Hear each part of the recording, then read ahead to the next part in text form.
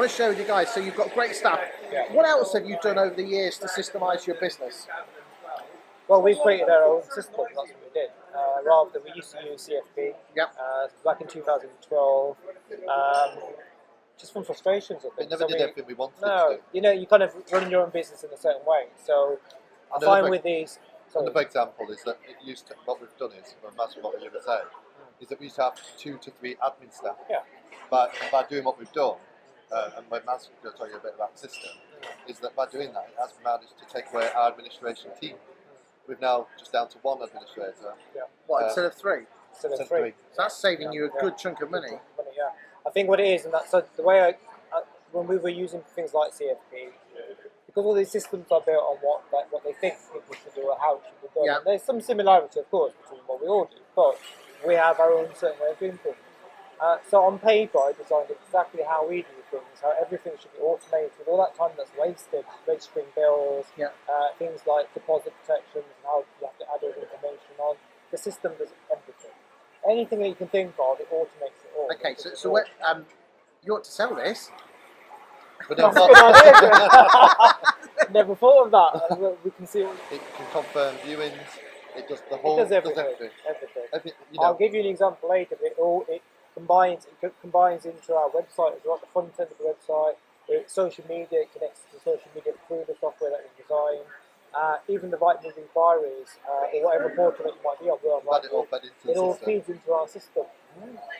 Everything feeds into it. So it's all just in one, the whole thing. It also has a time frame to make sure that staff, for instance, don't forget they've got to respond to an inquiry within 15 minutes. Yeah. And from the audit point of view, Big Brother point of view, because of course you're down here and they're up there. I can check everything on that system.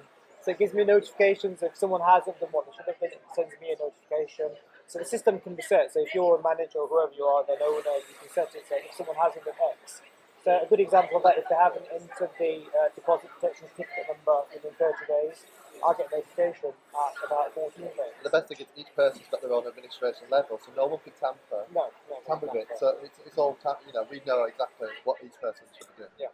So you've got great staff, you've designed your own software systems. We're great people. Because I always say is that letting agents should never be let loose any design their own bloody software. Let that, but you obviously done something right. I think because obviously you were construction management, a barrister have always been a seller.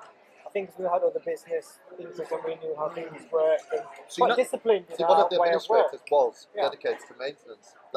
That is all in the software. It does it and all. It does it all. From firing out stuff to the contractors to everything back. So it is a good bit of kit with design, and I think if you do it right, then you can save yourself a lot of money. You really ought to. You heard it Something here first. we could look at. So what else? So you've got a great team. You've got systemization. Is there anything else that you could share? Because let's be honest, guys, we've got the lettings fee ban coming up soon, and we all need to get our shit together. But it sounds like you guys have already got that sorted. I think a lot of it is about you have to always adapt. We've always adapted as a business, but I think you have to. Our profit margins are high. We know that. We're not going to share that on camera, but our profit margins are very high. Yeah, they are. They are. And it's about controlling your costs as well. I'm not wasting money into it. And all those little costs do add up. Another thing that we did in our office is all our stationery orders are stocked.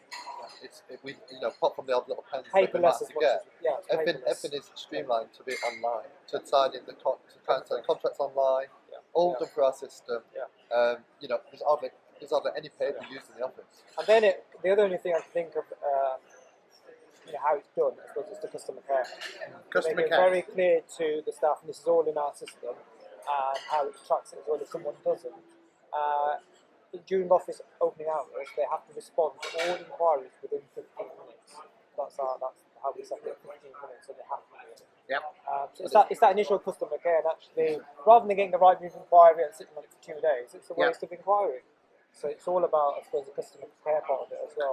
Let's bring on to marketing. Now, what does please me greatly, because again, I know you're good clients of mine and you've been with me now for a couple of years doing the articles and the landlord farming probably the best. Is how the hell have you, because obviously you're down here, and how the hell have you got the staff to buy into the concept of landlord farming? Because not only are they bought into it, they're doing the videos as well. So how have you done that then? To tell the guys in Lettings Land. I think it's all about involving them. So, for instance, when we come up with an idea, if we see an idea, we then feed that back to them. I hold business. I do business development with the manager. In that time, I'll be talking about things that have come up that we've thought about or things that we've heard about, and said, how would you do that? And allowing them to have some kind of involvement, to put their own in it. So instead of them just saying this is how we're going to do it, you've got them to buy into it by them actually giving a little twist on it, because it isn't a fixed model, is it? No. We've always done that with a lot of things in the business. We've involved them. I think if you involve them and say let's come to a decision together, ultimately we're going to have that final say. But usually it's a combination of everyone's views. So they're taking ownership of it. So when they're doing them videos, they're proud to be doing it. They're excited. It's not like a mundane kind of it's job. Not forced upon them, is it? Kind of no, in fact, they're part and parcel of it. You can't get rid of them. They're always coming on my bloody feet. Is there anything else you want to share with the guys out there in Lettings Land? I know you kindly said that all being well, you'll be coming to the workshop in September and sharing some ideas with the rest of them. But is there anything you want to share with the guys now? I think if you're and tell the guys. Look at the camera now. Yeah, look at the camera. Look at the lens. Look at the lens. I think if you're working in the business every day, and it's more like employment rather than you're the owner, then